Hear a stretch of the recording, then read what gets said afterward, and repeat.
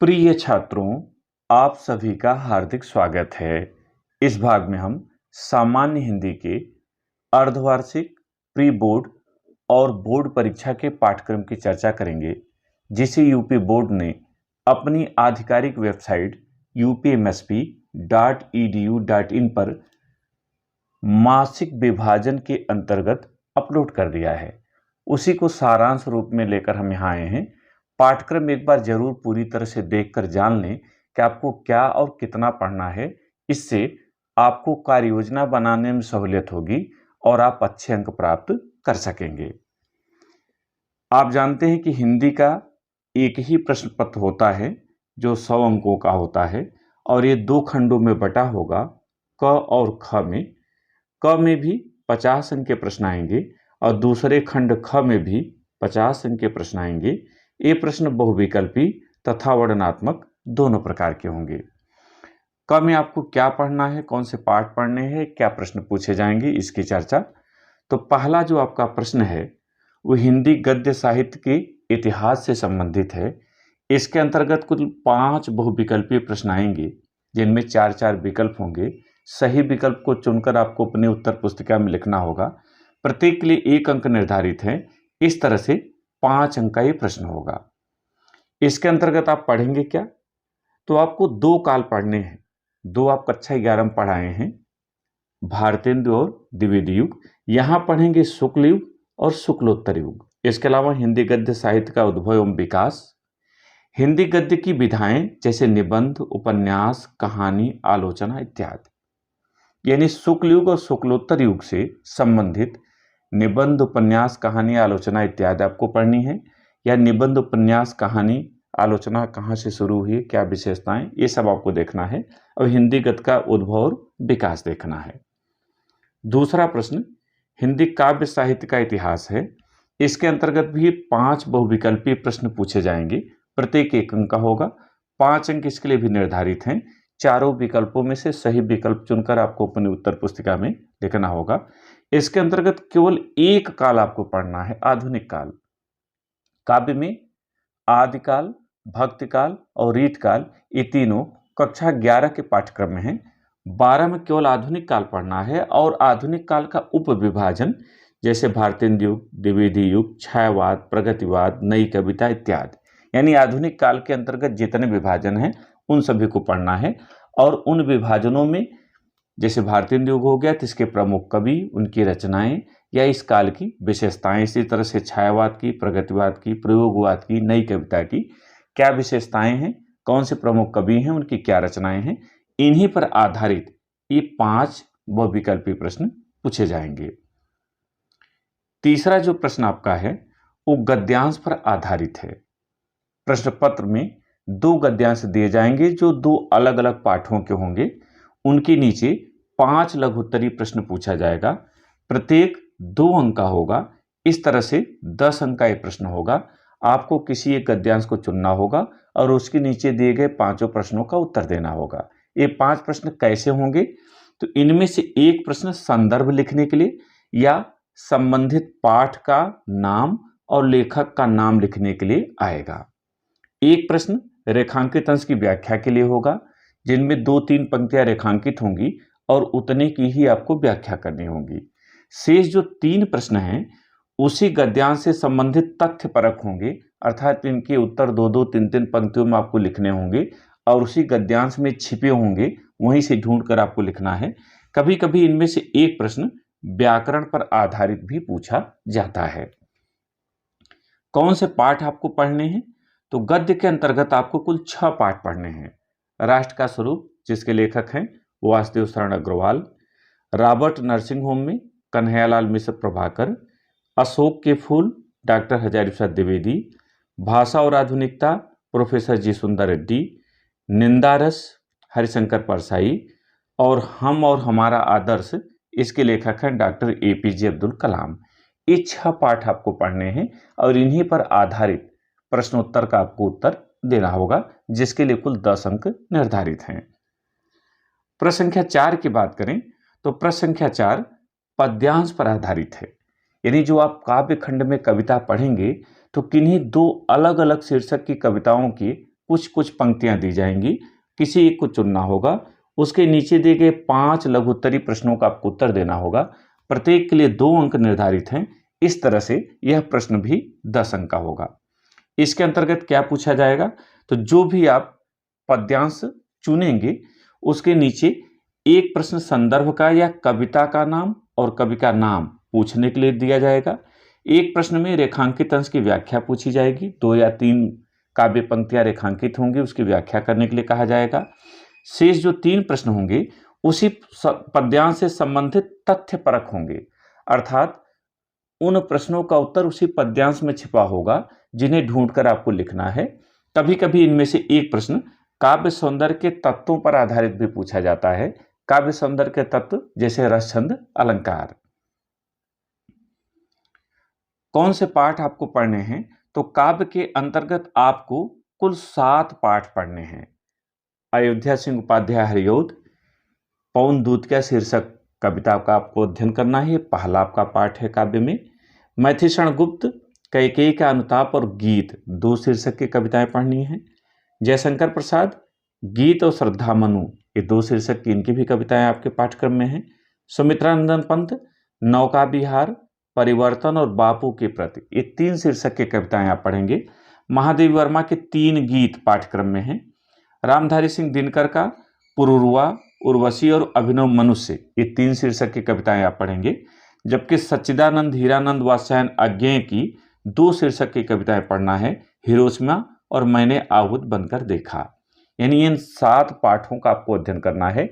ये complete study है। Board परीक्षा के लिए इसमें सिलेक्शन आपको बताया जाएगा कौन से पाठ ज़्यादा इंपॉर्टेंट हैं, लेकिन अभी आपको सारे पाठ जितने निर्धारित हैं सबके बारे में सामान्य जानकारी प्राप्त करनी चाहिए। सेलेक्टेड स्टडी अभी से नहीं करनी चाहिए। प्रश्न संख्या जो 5 आपका है, ये 2 खंडों में विभाजित है। खंड क में किसी एक लेखक का साहित्यिक परिचय और कृतियां, रचनाएं लिखने के लिए आएगा। अधिकतम शब्द सीमा 80 है, लेकिन 100 सवा 100 शब्द में भी आप लिख सकते हैं। 3 अंक साहित्यिक परिचय के लिए, 2 अंक रचनाओं के लिए। इस तरह से 5 अंक का ये प्रश्न होगा। कौन से लेखक आपके पाठ्यक्रम में हैं जिनका साहित्यिक परिचय और कृतियां पूछा जाएगा, तो 6 पाठ आपके यहाँ है गद्य, तो 6 ही लेखक हैं। वासुदेव शरण अग्रवाल, कन्हैयालाल मिश्र प्रभाकर, डॉक्टर हृदय प्रसाद द्विवेदी, प्रोफेसर जी सुंदर रेड्डी, हरिशंकर परसाई और डॉक्टर एपीजे अब्दुल कलाम। अगर इनमें से कोई भी 4 आप लेखकों का साहित्यिक परिचय और रचना तैयार कर लें तो बड़े आराम से आप अर्धवार्षिक, वार्षिक या प्री बोर्ड, बोर्ड परीक्षा सभी को उत्तीर्ण कर सकते हैं 6 अंकों से। केवल अर्धवार्षिक में पाठ कम होते हैं, प्री बोर्ड में पूरे पाठ हो जाते हैं, बोर्ड परीक्षा में कहीं से भी पूछा जाता है। तो केवल पाठ्यक्रम के पाठ कम अधिक होते हैं, प्रश्न वही रहेंगे। पूरा प्रश्न पत्र का प्रारूप एक ही होता है, चाहे अर्धवार्षिक हो, चाहे प्री बोर्ड, चाहे बोर्ड परीक्षा। जो 5वें प्रश्न का खंड ख है, ये किसी एक कवि का साहित्यिक परिचय और कृतियों के लिए है। माने एक कवि दिया, उसमें 3 कवि रहेंगे या 3 लेखक रहते हैं, उसी तरह 3 कवि रहते हैं। किसी एक को आप चुनते हैं और 80 शब्द निर्धारित है, आप 100 सवा 100 शब्दों में भी लिख सकते हैं। तो 3 अंक साहित्यिक परिचय, 2 अंक रचनाओं के लिए, 5 अंक इसके लिए भी निर्धारित हैं।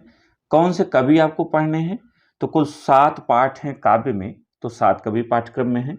अयोध्या सिंह उपाध्याय हरिऔध, मैथिलीशरण गुप्त, जयशंकर प्रसाद, सुमित्रानंदन पंत, महादेवी वर्मा, रामधारी सिंह दिनकर, सच्चिदानंद हीरानंद वात्स्यायन अज्ञेय।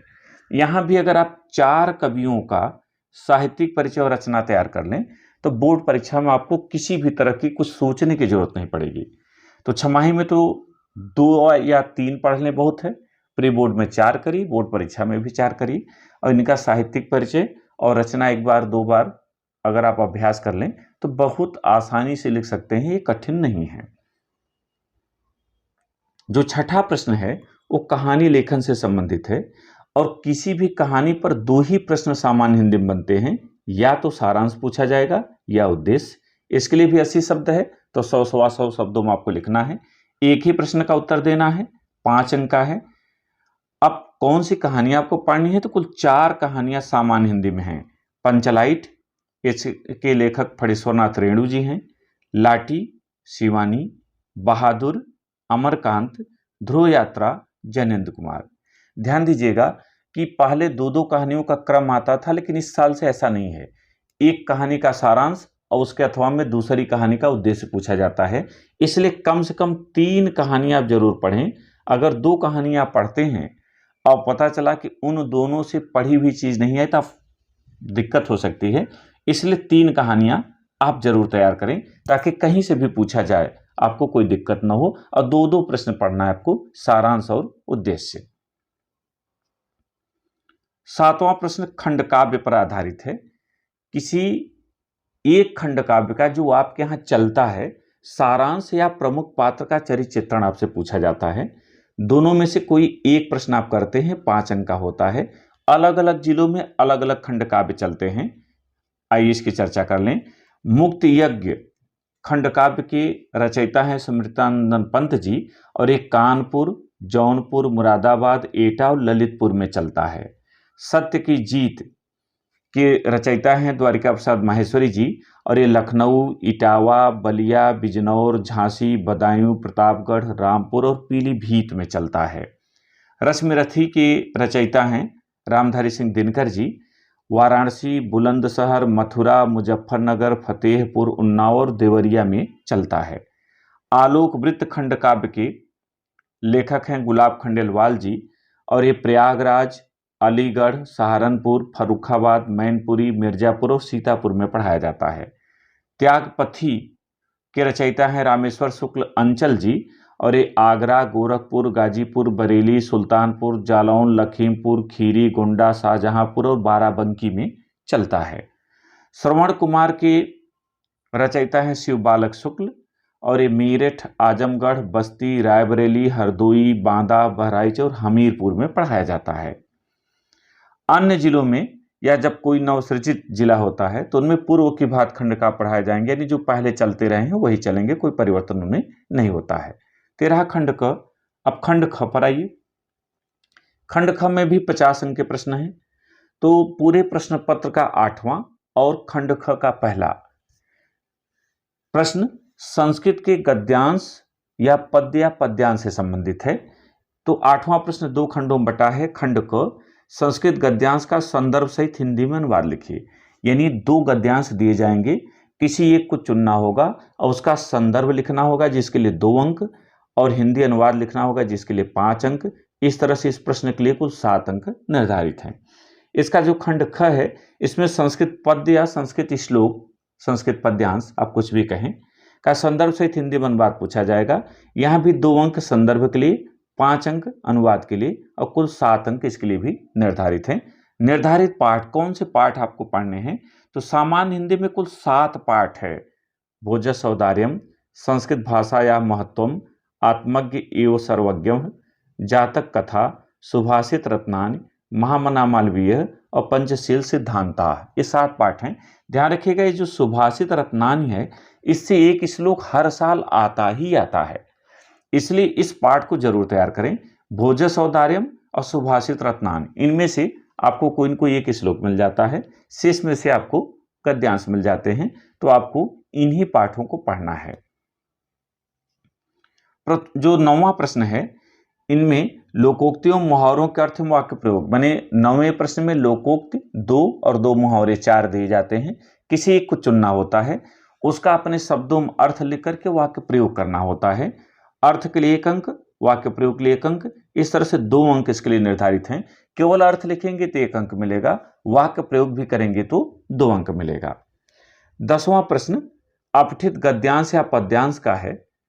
इसमें कोई भी, चाहे गद्यांश से चाहे पद्यांश से, एक गद्यांश एक पद्यांश या दोनों ही गद्यांश दिए जा सकते हैं, और उनके नीचे कम से कम 3 प्रश्न पूछे जाएंगे। एक प्रश्न 1 अंक का, 2 अंक के, कुल 5 अंक के होंगे। कभी कभी ऐसा भी हो सकता है कि 5 प्रश्न पूछ लिए जाए, पांचों 1 अंक के हों, उनका उत्तर 1 या 2 पंक्तियों में देना हो सकता है, या बहुविकल्पी भी हो सकते हैं। ये पेपर सेटर के ऊपर है। तो अपठित गद्यांश और पद्यांश का आप अभ्यास करें कि कैसे उसका उत्तर दिया जाता है। आपकी किताब में भी है, हमारे यूट्यूब चैनल पर भी है, आगे भी हम लोग अभ्यास कराएंगे। तो उससे आप इन 5 अंकों को बहुत आसानी से प्राप्त कर सकेंगे। प्रश्न संख्या जो 11 है, खंडों में विभाजित है, 4 खंडों में। खंड क में शब्दों में सूक्ष्म अंतर, यानी दो ऐसे शब्द दिए जाएंगे जिनमें बड़ा कम अंतर प्रतीत होगा और आपको उसमें सही उत्तर देखना होगा कि किस शब्द का क्या अर्थ होगा। तो ये बहुविकल्पी रूप में आएगा। दो बहुविकल्पी प्रश्न आएंगे इसके लिए और 2 अंक निर्धारित है। 2 अंक मिलेंगे, 1 अंक दोनों के लिए। जैसे अनल और अनिल, अनल माने आग, अनिल माने हवा, तो आग और हवा आपको चुनना है। इसी तरह से इसमें आएगा। खंड ख में अनेकार्थी शब्द कम से कम 3 दिए जाएंगे, किसी एक को चुनेंगे और उसके 2 अर्थ आप लिखेंगे और इसके लिए 2 अंक निर्धारित है। अनेकार्थी का मतलब होता है कि जो अर्थ हो आपस में पर्यायवाची न हो। जैसे अंबर है तो अंबर माने आकाश भी होता है, अंबर माने वस्त्र होता है, ये दोनों आपस में पर्याय नहीं है, ये अनेकार्थी शब्द हैं। खंड ग में अनेक शब्दों के लिए एक शब्द, यानी वाक्यांश के लिए एक शब्द लिखना होगा। 2 बहुविकल्पी प्रश्न आएंगे, दोनों को आपको करना है, दोनों के लिए 1-1, कुल मिलाकर 2 अंक निर्धारित हैं। जैसे जिसके आने की तिथि ज्ञात न हो तो उसमें 4 विकल्प होंगे, वो आपको चुनना होगा अतिथि। वाक्यों में त्रुटि मार्जन खंड घ, यानी अशुद्ध वाक्यों को शुद्ध करना। यहां 2 वाक्यांश आपको करने हैं और दोनों के लिए 1-1 अंक दिए जाएंगे, कुल 2 अंक इसके लिए निर्धारित हैं। जैसे नगर में अनेकों वस्त्र विक्रेता हैं, तो यहां एक का बहुवचन अनेक होता है, अनेकों नहीं होता, तो नगर में अनेक वस्त्र विक्रेता हैं, इतना लिखने से आपको पूरा अंक मिलेगा। जो 12वां प्रश्न है यह भी खंडों में बटा है, 3 खंडों में है। खंड क में रस, श्रृंगार, वीर, करुण, हास्य और शांत, ये 5 आपके पाठ्यक्रम हैं। इनका लक्षण माने परिभाषा और उदाहरण दोनों आपके पाठ्यक्रम में है। दोनों के लिए 1-1 अंक है, कुल 2 अंक निर्धारित हैं। कभी कभी परिभाषा या उदाहरण पूछा जाता है, कभी कभी परिभाषा उदाहरण दोनों पूछ लिया जाता है, इसलिए आप दोनों तैयार करें। अलंकार में ये भी 2 अंकों का है, परिभाषा और उदाहरण आपको तैयार करनी है। अनुप्रास, यमक, श्लेष, ये 3 शब्दालंकार। और अर्थालंकार में उपमा, रूपक, उत्प्रेक्षा, भ्रांतिमान और संदेह, ये आपके 5। इस तरह से कुल 8 अलंकार पाठ्यक्रम हैं जिनकी परिभाषा और उदाहरण आपको तैयार करनी है। इनमें से कोई 2 आएंगे और किसी एक पर आपको लिखना होगा, उसके लिए कुल 2 अंक निर्धारित हैं। खंड जो ग है वो छंद से संबंधित है। अब आपके पाठ्यक्रम में कुल 4 छंद हैं, चौपाई, दोहा, सोरठा और कुंडलिया। इनमें से चौपाई, दोहा, सोरठा बड़े सरल हैं, कुंडलिया थोड़ी सी बड़ी है, यद्यपि कठिन नहीं है, थोड़ी सी बड़ी है। तो कम से कम इन 3 का आप परिभाषा और उदाहरण तैयार कर लें, इनके लिए 2 अंक निर्धारित हैं। तो बहुत आसानी से आप परीक्षा में पूरे 2 अंक पाएंगे, इसमें कोई अंक कटता नहीं, गणित की तरह पूरे अंक मिलते हैं अगर आपने सही लिखा है। 13वां जो प्रश्न है वो पत्र लेखन का है और कुल 6 अंक निर्धारित है। 2 अंक प्रारूप के लिए कि पत्र कैसे लिखा जाता है, वो प्रारूप आपने दिया, और 4 अंक उसके विस्तार के लिए, मैटर देने के लिए। इसमें कुल 3 विषय आपके यहाँ हैं। पहला नियुक्ति आवेदन पत्र, प्रायः लिपिक के लिए जिसे आप क्लर्क कहते हैं, और प्रवक्ता पद के लिए, इन दोनों में से कोई एक आता है। दूसरा बैंक से किसी व्यवसाय के लिए ऋण प्राप्ति हेतु आवेदन पत्र, कोई आपको कुटीर उद्योग शुरू करना है, कोई लघु उद्योग शुरू करना है, डेयरी पालन खोलना है, जूते की दुकान खोलनी है, या पढ़ाई के लिए पाठ्य सामग्री बेचने के लिए किताब की दुकान खोलनी है, तो उसके लिए बैंक से ऋण प्राप्त करने के लिए पत्र लिखना होगा। ये सारे पत्र हमारे यूट्यूब पर भी अपलोड हैं, उस सेक्शन में प्लेलिस्ट में जाकर आप देख सकते हैं। तीसरा जो पत्र है वो अपने गांव या नगर की सफाई हो संबंधित अधिकारी को प्रार्थना पत्र लिखना है। तो ये 3 पत्र हैं, इनमें से 2 परीक्षा में आते हैं, कोई एक लिखना होता है। आपको ये तीनों तैयार करने चाहिए अभ्यास के लिए, क्योंकि जीवन में इनकी बड़ी जरूरत पड़ती है। और 14वां और अंतिम जो आपका प्रश्न है वो निबंध लेखन का है। यद्यपि है 9 अंक का, लेकिन 2 अंक रूपरेखा के लिए, 7 अंक विस्तार करने के लिए, इस तरह से कुल 9 अंक इसके लिए निर्धारित है। तो रूपरेखा परीक्षा में जरूर बनाएं, यानी जितनी हेडिंग आप भीतर लिखते हैं रूपरेखा डाल करके उसी को 1 2 3 करके पहले लिख दें, फिर उसी को विस्तार कर दें, तो आपको अच्छे अंक मिल जाते हैं। मुझे उम्मीद है कि आपने पाठ्यक्रम अच्छी तरह से समझ लिया है और आप बेहतर तैयारी करेंगे और परीक्षा में अच्छे अंक प्राप्त करेंगे। तो इस भाग में इतना ही, एक नए वीडियो के साथ फिर मिलेंगे। बहुत बहुत धन्यवाद।